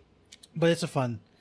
That's one of those It's conspiracy. one of those things I like to talk about. Yeah, that's one that I haven't delved into because Bigfoot one? it always just seemed so preposterous. Sure. Not the concept of Bigfoot, but the evidence that we had. That footage, the name Bigfoot, the imagery of him, the whole thing just felt so fake to me that I never delved into that conspiracy going, Bigfoots could be real. I need to research this. Whereas there were plenty of other stuff that I have. Oh, looked sure. into. Well, give me an example of what I love sparked your interest. I love aliens. Ooh, yes, I I'm love with the you UFO there. stuff. I love the Pleiades. lights, the UFOs, the what? Oh, the Pleiades. What's that? It's a grouping of a star system Oh, called okay. the Pleiades. Supposedly that's where Elvis ended up. Oh, I'm sure he did. Yeah. Anyway. Yeah, I love that stuff, and Yeah. I've researched it, and I've done the whole internet dive, right? Yeah. We all do that shit. Yeah. Oh, Get on yeah. YouTube and just start watching all the conspiracy videos. Yeah. And ultimately, it's just like, nah, probably not. Yeah. But you got to think in the vastness of the Oh, universe yeah, and definitely. far beyond our universe. Yes. And It's bound, yeah. Yeah. somewhere. Somewhere, there's got to be life. Yeah. It's just like, it just doesn't seem possible that there isn't. But then you think about where we are and how advanced we are and how Yeah. the possibility of even getting those distances right now is just Well, I love listening to like Neil deGrasse Tyson talk about that shit, and he does it in such a mathematical way that you understand that one, alien life is almost certainly is almost certainly true. Yeah. Outside, life outside of our galaxy. Yeah. But two, that the statistical probability of us meeting it anytime soon is small, just because of the math of how far it is, how rare it is, not how rare it is, but how it's pretty goddamn rare. Well, how well, we don't know that. It might not be. Well, if we're talking about meeting up with how difficult beings, such as ourselves, meeting up with it, it's the distance that really throws it all off, right? And that's when they start getting into wormholes and that kind of stuff. Yeah, and all of that is completely theoretical. Yeah, wormholes probably exist, but can you travel through them? Yeah, can you live? We don't. Yeah. We have all these wonderful sci-fi things to talk about space travel through vast distances. Yeah, but without proof that it's possible to do so and survive. Yeah. We're dealing with the probability of life existing is great outside of our galaxy, but the probability of it being capable of coming here and visiting us is very, very small. Right. They would have to have some sort of insanely advanced propulsion. Yeah, I mean, or they'd have to crazy sci-fi stuff. Yeah, which is possible. And I would love it to be true, and it could be true. Yeah, and I am ready for you to show me it being true. Yeah. Have you heard of the studies and research that's being done to move molecules inside of light? Yes, with light. I mean, I haven't done deep dives on it, but you've heard of that. I love what we're doing with science right now. Yeah, it's crazy. It's awesome, and it could really change humanity in a big way. Well, I hope it does. I cannot wait for us to have the discovery of infinite energy, to just get off of fossil fuel. Yeah. To get off of our shitty batteries. To get off of all of that bullshit. Goddamn batteries. You always need them. Yeah. And they're bad. I mean, what we could do technologically right now is unbelievable if we had better batteries. If we had better power. Sure. Like the things that we could have on us mobile right now would blow our minds. But you have to power that shit. Yeah. And where are you going to power it? Strapping a huge fucking battery to your back. A huge battery on your ass. But we can do it. It's just I can't wait for us to discover a better power source. Infinite energy, something tapping into the universe in some way, or breaking a molecule, feeding off of all that power inside every atom, I feel like we could discover it tomorrow. That's what we're doing with science. It could literally be tomorrow. We could have cracked some amazing thing. I feel like I'm hearing less about science. That's probably just because I'm not reading it, but that's probably I feel like that information is there's somehow a really big disconnect between the scientists and the public. Yeah, probably. I don't feel like it's at the forefront of the things people are seeing. The media actually loves talking about science, but they do such a bad job of it. Sure. They'll read a paper, a new scientific journal, right? Yeah. And they'll go crazy, but they'll misrepresent it to such a strong degree because they don't fucking understand it. Yeah. Or they perhaps didn't even read it because it's not something that they can understand. Yeah. And so they just take a headline and completely misrepresent it and do a really stupid job and then create, on TV, create a really stupid segment for their news segment about what this technology could mean. And the scientists behind it are like, that's not quite right. That's the stupidest thing. I think John Oliver just did a piece on that about science. Maybe it was John Oliver, but did a piece on how bad the media is at in terms of talking about science. Yeah, I think that was him. It was interesting. Basically, they're just atrocious. It seems stupid that they're allowed to just go up there and give such wrong information about factual scientific discoveries, and Yeah. It's just why? they Why always can have- you just sit up there and talk about it when you don't know anything about it? Yeah. Well, because the 24-hour news cycle, they have to talk about something at all times. And science is always fun to talk about, but they do such a bad job. That's bad. And you don't. The question you had was like, how can they be allowed to? Yeah. Well, you don't want to go too far down that path because then you're censoring censorship the media. And is you want fewer gatekeepers for information.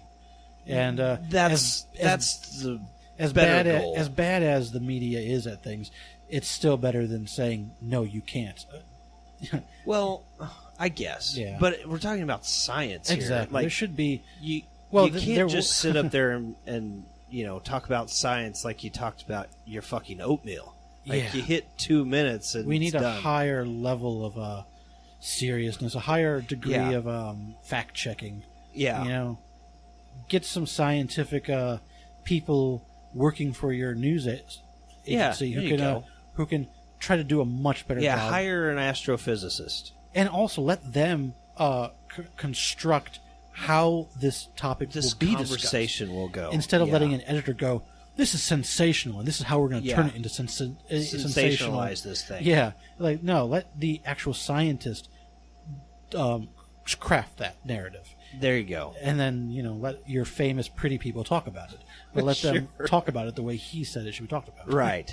But that's never going to happen. No. No. Because I mean, it may happen someday, but maybe not. maybe when we as a society get mature enough Yeah. to learn that just because sensationalized articles get a lot of attention, it's too damaging to our humanity. It's too Yeah. damaging to our society. Yeah. Our people are being poisoned by stupidity, and we're doing it. We're feeding them the poison because it tastes so good. We need to be better. I try to live by that every day. Oh yeah, me too. I do. And then I try to bring it up to people, and they just look at me just totally glazed over. Like our listeners They- are right now they to don't- that whole thing. Like, what are you guys talking about? Yeah. And nobody wants. I find so often that people are so offended by the idea of being challenged Yeah, or by questioning anything. Don't question anything. I don't like to be questioned. Well, you. I mean, we've done your shoes. Oh yeah. But not. Uh, Okay, yeah. But question everything out there. yeah, You know what I yeah. mean? Like, It's don't not a just hear personal attack something- on people. Yeah, people hear things and then they just believe them, Yeah. and they don't have the ability to really question it. Yeah. That brings up a thing. Have you ever asked somebody what they think? Sure you have. We all have. But then, have you ever asked them why? Oh yeah, Yeah. yeah. Why? I do that with my my mother because Yeah. sometimes we get into political debates. Not Yeah. often, Yeah. because they can get heated, and you don't Yeah. want to destroy a relationship. Yeah. But that's one of the most important questions I can ask her is, okay, you said this, you said you believed this, Mm-hmm. but why? Yeah. Like, why? Yeah. And It's important. Yeah, and there's not usually a good answer. Right. It's usually because, Because that's how I feel. yeah, or because this was what I was told was true by the news organization that I decided to listen to. Right. It's like, Well, if you watch the other one, yeah, it'll say the exact opposite. yeah, and you should be asking, do you believe Why? that one also? Yeah. The question isn't who do you believe. The question is what is true, and are you Right. prepared to look that up yourself? Yeah. I visit Frustrating. Snopes Oh, right. almost every day. Sure. Like at work, you're on your break, and I go to my my news sites. But Mhm. the first thing I try to do, if I think about it, is I go to Snopes, because before I start reading the news, I want to see what Snopes says about fact checking, like yeah. the major topics of the hour. Uh, What is sure. true? What is Sure. what am I about to read in the news that might not be true Right. from every organization? Like, Yeah. all of them seem to lie to you. So quite how often. did Snopes come about? And who I don't know. who's running Snopes? I know the answer is out there. Like their Yeah. site tells you who the people Sure. are. Oh, actually, I did look this up. Uh-huh. Snopes, for one, has really high expertise people, and they've named them, and you can look at their careers. Yeah. They have decades worth of investigative journalism. Okay. In like criminal investigation, like they have ex-FBI people working for them. Mm-hmm. They have the exact kind of people you would want who really know how to get to the truth of something. Okay. And not just create a sensational story. And they don't, and Snopes isn't exclusively one of those sites that says, yes, this is true, no, this isn't true. There's a lot of mixture in there. Like, here's what's true about this, here's what's not true, here's what we don't know yet. Oh, yeah. They go through all of that. They cite. They cite their references. They say, all right, this is why it's not true, and here are the references that you can follow for yourself to see that we're telling the truth about this. Yeah, and you get the sense that they don't feel any obligation to shill for like any side or anything like that. During the last campaign, the presidential campaign, you will see a lot of Trump debunkings and a lot of Hillary debunks. I mean, they will tell you who's lying, no matter what side they're on. Also, PolitiFact is really good with that. They don't care if you're Republican or Democrat. They will tell you. If you're a politician speaking publicly, they're going to check what you're saying, and they're going to tell the public if you're lying or not. Yeah. Red or blue, they're going to call you a liar if you're a liar. Yeah. And I visit that place fairly often, too. What was that one called again? PolitiFact. PolitiFact. Yeah. Good stuff. In this day and age with news, like New York Times gets a bad rap, especially with our president saying they're failing and they're liars and fake news. But they have betrayed our confidence enough to earn that to some degree. Okay. The Times? Yeah, the New York Times. But that doesn't make them terrible or especially bad. Right. Our current environment is full of bad journalism. Right. I mean, it just is. Yeah. On all sides. So it's like you really got to... That's why it's so important to look at these fact-checking websites. Yeah. Because no matter who you trust, you're going to find some lies there. Yeah.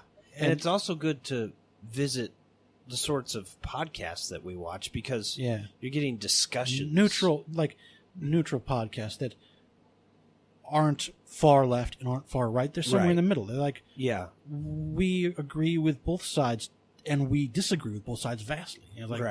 You're all stupid. And let's just accept each other and find a middle ground that works for everybody. It seems that might be the best way to reach some of our solutions. Definitely. Get to some of our solutions. Well, I don't believe for one second that the future is conservative or liberal. No. It's going to be both, because conservatism and liberal, even before those words existed for politics, they have existed in humanity forever. Oh, right. They are a fundamental part of us.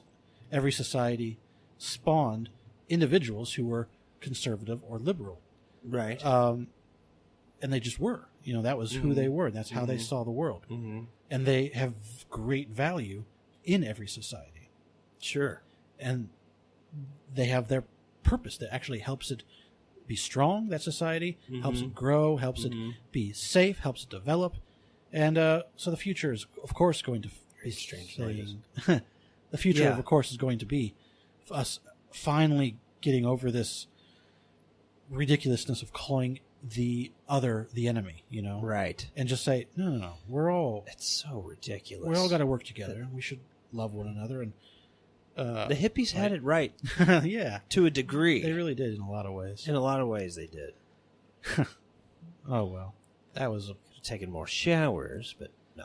Oh, yeah. Smoked less weed. No. Well, no. No. Smoked more weed. I was going to say, if... No less. Let's just put it that Maybe way. less LSD. Acid. Yeah. However, I would love to take some LSD. Oh, yeah. Just a little bit. Yeah. I mean, it's dangerous stuff, but not like heroin dangerous. Yeah. But I don't think you're actually going to die from it, though. No. Well, I mean, maybe, but you can fry your brain. Sure. They're Pink Floyd guy. Right. Really, Sid Barrett. Yeah, he really went off the deep end there. Yeah. Well, he was dealing with all kinds of things, even on top of psychedelics. Oh, like what? Well, he was a schizophrenic. Was he? Yeah, he had all kinds of mental disorders. Okay. And this is before he started experimenting with the heavy drugs. If I was schizophrenic, I would be looking for acid also. Yeah. Something to help me see the world in the way I feel it. Yeah. You know? Sure. Like that's a what? What? Go ahead. I don't know what I was going to say. No. I was just going to say Pink Floyd.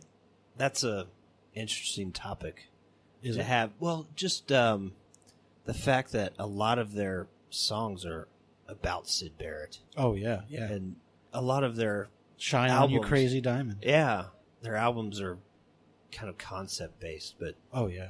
Anyway, we can talk about them sometime. The Piper at the Gate is one of the weirdest, trippiest albums ever.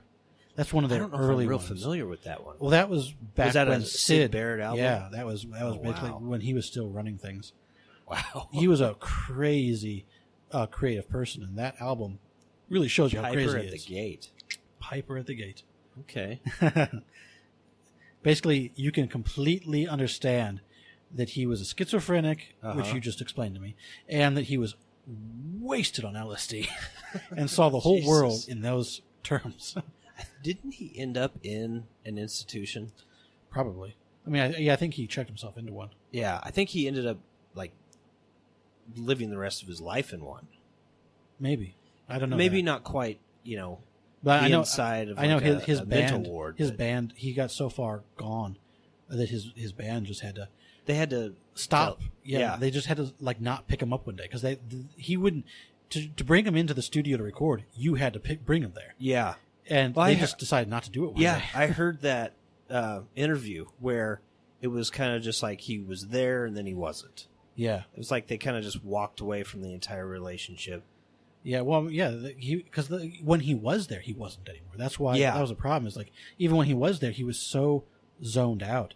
Yeah. He wasn't playing. He wasn't performing. He wasn't Even at live gigs. He would just stand there. Or So something. one day they're like, we're just not gonna pick him up. Yeah. And see what happens. And that was the end. He never showed up until years later. He just Yeah. showed up one day. Yeah. When they were recording the album. What came after Dark Side of the Moon? Wish You Were Here. Okay, and that was an album about Syd Barrett. Yeah, exactly. They were writing songs about Syd Barrett, and he showed up one day, years after they hadn't seen him, and he looked completely different. Yeah. He was fat. He Oh was yeah, bald. fat and bald. Yeah. I didn't And- mean to point at you when I said that either. What are you implying? I'm not. Oh wait. Oh Jesus. Oh God, I'm right behind you.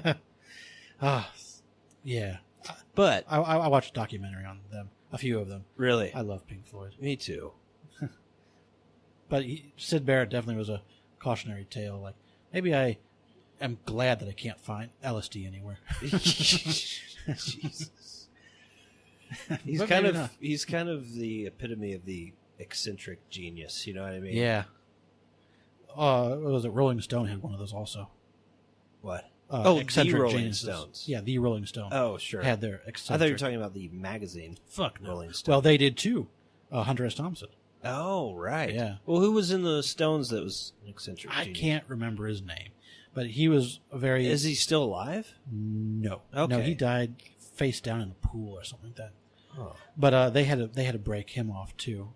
really? And I don't know the whole story, but it was just he was one of those well read on the Stones. He was one of those true musician geniuses. He could play every instrument. Really? He was always learning new things to bring in to their band. Wow. And- And he was early on death?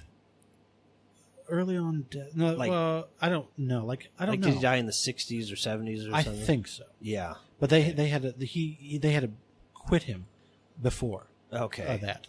For some reason, I think it was drugs. Also, he was just too destructive to the band. They had to break him off. I'm gonna let him go. Huh? And he ended up continuing down that road until he just overdosed in a pool or something like that. Oh, They found yeah. him dead in a pool. yeah. But it was definitely drug related. That yeah. was the cause of everything. Rodney King? Rodney King. Well, no, they found him face down. In the pool, Oh, okay. too. I'm like, no, I don't think he he was was in the playing Stones. for the Stones. Yeah. But yeah, I love the Stones. Yeah. Keith Richards. What is he doing? Still, He's Rolling still Stones. alive. Yeah, the Stones are back. They're all together. Wow. Oh, I watched this interview. The current makeup of the band, the Stones, has this really cool guitarist, and he was. I was watching an interview of him, and I don't know his name. Don't ask me the name. So Keith Richards is still playing guitar. There's just another. Oh yeah, they got there. another guy in there. Or maybe he was a drummer. I don't know. Probably keeps up the pace But or something. he was playing with the Stones. He was basically trying out for them. Oh, okay. And Keith Richards kept looking at him in this curious, like, kind of hostile way. Okay. And eventually, after they were done with their session, Keith walks over and he's like, I was told that you were cool. And he goes, I am cool. He's like, yeah, you are. I wish you weren't cool. But he's like, but you are cool, and so you're going to play with us some more. Why did he ever explain why he wished he wasn't cool? I don't know. No, I don't think so. It was just kind of like, I was expecting to not like you, but I like you. That kind of I thing. see. Okay. And this same guy, he told a really cool story of Keith Richards. Like, they were in the studio recording, Yeah. and they had this producer. And you know how modern producers are. They think they're running the show. Oh, sure. Because that's how they do everything now. Yeah. And so they had just recorded this big thing. Uh-huh. And he comes over and he goes, all right, so there's this part here that you could cut out, and there's this that you can tweak. This is the producer? Yeah. Yeah. And Keith Richards takes out from his bag a big Bowie knife, and throws it down at the guy's feet, and it sticks into the floor. And he goes, nobody tells the Rolling Stones how to write a fucking album or write a fucking song. Jesus. And why were they working with this guy? I doubt they were for long. Is he just some, like... I don't know. Probably a big time producer, someone who worked made a with lot of hits, like Taylor Swift. Yeah, or exactly. Put out a lot of hits, had a lot of sway in the industry, and so they thought this guy knows what he's doing. And I'm sure he does in some way. But Sure. you don't tell the Rolling Stones how to the write Rolling a song. Stones don't really need any help. They don't need you. Yeah, They just need you to make sure things are running. yeah. And they're going to make their music. You're here to turn the things on. Yeah, and this is late. record. This is like just a few years ago, so they've been doing their thing Jesus. for decades. Yeah, They do not get need rid of you. this part. What? Yeah, this is too long here. You can Yeah. cut that. He's like, no, you don't do that to the Rolling Stones. Jesus, They know their shit. Wow, who has the balls to do that anyway? Modern Hollywood or Yeah. L.A. or Yeah, the business people what a bunch of shilly-shally. making modern music the Yeah. way it is today. Yeah, I wrote a little thing today. Ooh, I think it was, I finally counted it out, and I ended up recording it, and then I ended up finding a nice little harmony to go with it, and really proud of it. do you have it? I think I do. I think I can just play it. See, now if you had told me about this, I could have gotten that cable out, and we could plug it into this board, and we could play it right into the board. Actually, you know what? We're going to do that. We're going to pause this. Yeah, I can do that. We have powers. So you have we have this hooked up now. I You was want just- to play a song. It's just my phone recording it next to an acoustic guitar. Yeah, but that actually So, sounds pretty good. It didn't sound bad. No, yeah, I've seen those YouTube videos of yours or Yeah. the Facebook videos. Yeah. They sound really good. Yeah, it's not bad. But, so this is just a quick thing that came to me today. Yeah, play that. And if anyone's interested, it's in the time signature of 7. If anyone cares, but if you care, you probably would have figured it out on your own.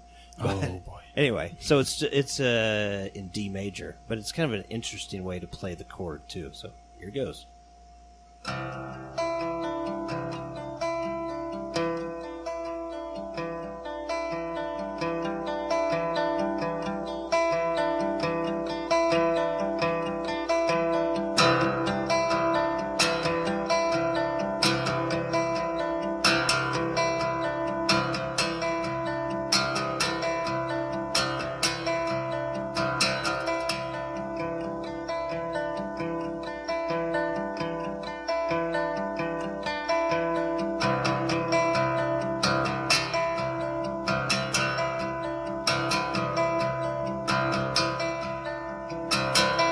That is nice. Thanks. Yeah. Yeah, it goes on for about a minute. So, but So I was playing, I recorded it, and then I played along with it and found some other things to do with it. It's fun. So, what was the inspiration? Like, what was the point of it? I mean, I know I shouldn't ask for a point to music, but yeah, like, what was the interesting parts of that? Well, so I found a chord, that chord that I liked, and then I realized that it was kind of up the neck a little bit, and then I realized, well, it's in D. So I take the top string, which is an E. Of which guitar? It's actually downstairs. What is it? It's a Taylor 200 series acoustic. Okay. Brazilian walnut, I think, is what it is. Maybe it's not Brazilian yummy. walnut, but it's walnut. But anyway, I realized it was in D, and I realized I could strum every string except the low one, because it would make it sound weird because it was a totally different key. Okay. So I tuned it down a whole step, which that's what they call drop D. So literally tuned it on the neck? Yeah. Thing? You take the low string and tune it down an entire step. Okay. And then that low string, instead of being an E, then it turns into a D note. So you detune the guitar a little to make it like facilitate something in the key of D if you want. A lot of people do it. But so anyway, I just found this rhythm with the picking, but it kind of starts over at a weird spot. So it's kind of an interesting pattern. And then yeah, it was definitely that. I was noticing that it felt kind of unique, Yeah, doing its thing. That's really what I like about any music that I like. It tends to be something that you haven't heard I before. can't predict. Okay, yeah. You know what I mean? Like, oh wait, I didn't expect that to happen. So I just started playing it. It was like, I better record this because in 5 minutes I won't remember it. If I like go off, you know what I mean? Oh yeah, definitely. If I don't record it now, then it'll be gone forever. Yep. So a lot of amazing music has been lost because people have not recorded on the time. Yeah. I try to do that when I can. Good thinking. Yeah. And so is your phone full of those things? There's a lot in there. A lot of them in there. Do you ever back them up? I don't. You should. Yeah. One thing that I do is when I get them on my phone, I send them to my Facebook Messenger. I message them to myself. That's good. If there's something I really like, yeah, that's how because then it's more or less safe there. Yeah. Not entirely, but it's just another kind of backup to it. Good thinking. But yeah, there's probably several more, but there's probably 100 more. Yeah, I was like, honestly, you probably have lots more. I can just imagine. Oh yes. Well, maybe some night we'll go through some of them. Yeah, and when we have absolutely nothing else to talk about. Right. Like we've today's exhausted music everything. Yeah. Every topic is dead. Speaking of music, we've been talking a lot about it. Yeah. I have actually listened to the Andy Shaw quite a few times now. Really? Yeah, Did you listen to which album? The Party. The Party album? Yeah. What do you think? The first thing you told me about him, I definitely understand. And that is, you said he sings with a weird accent. Yeah. And it is kind of annoying. Yeah. Because it's like, why are you doing that? Yeah. That's not your talk. That's not how you sound. Nobody sounds like that. Yeah. But it's not terrible. Yeah. And it's so different. It plays into his very awkward personality that he's painting in the party. Because he's an awkward person. He's not relating to people properly. Yeah. And it's not all from his perspective, each song. Maybe not. Is it I don't think so. Felt like it was. I think some of them... I mean, I believe you. Maybe. I feel like maybe some of them were through the eyes of someone else at the party. It's possible. Maybe. The way I listen to it, I always think it's just this one person. It's like they're progressing through. But that'd be even more interesting if it wasn't. Yeah. Maybe not, though. Like, maybe we should listen to it together some night. Would be even more annoyed by his accent if he was playing multiple people. It's like, you think the whole world sounds like that? Like... You are unique, man. Quit trying so hard. No, but it is he said he didn't plan on it. being a concept album. Yeah. He said he never planned on that. Well, then why is he writing about one party? I don't know. He said he didn't plan it that specific. Like he wanted to write an album about, but it wasn't actually didn't have that real specific intent on it being a concept album. Okay, I could kind of see that, where he had certain themes he wanted to play with, and then it came to him like, oh, I could put those all in one room or in one house. Yeah. At one night. Yeah. It's a cool idea, though. It is. The whole album about a party. Yeah, one party, different moments in the party. Yeah. Different, all kind of failures of a way. Like people. Yeah. Which, from my perspective, is always this one guy having one awkward moment after another, and but maybe it was multiple people. There's a line that I really love from that album. I can't remember the name of the song, but it's "Listen to this half-wit spilling his guts after a bottle of wine." That explains so many of us. Yeah. I think I may have not quoted that verbatim, but it's really close to that. Yeah. Do you have a favorite? What else did you think of the album? Do you have a favorite moment? Oh, like besides, I like the sonics of it. I like the instrumentation.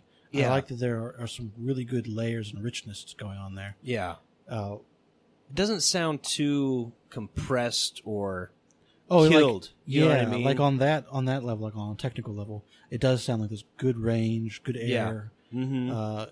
It definitely doesn't sound flat or compressed. Use a lot of, I think a lot of vintage gear too. That wouldn't surprise me. So that's kind of neat.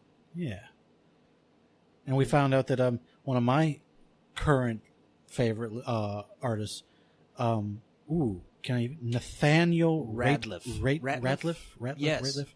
Yeah, he actually mentioned him in an article, interview.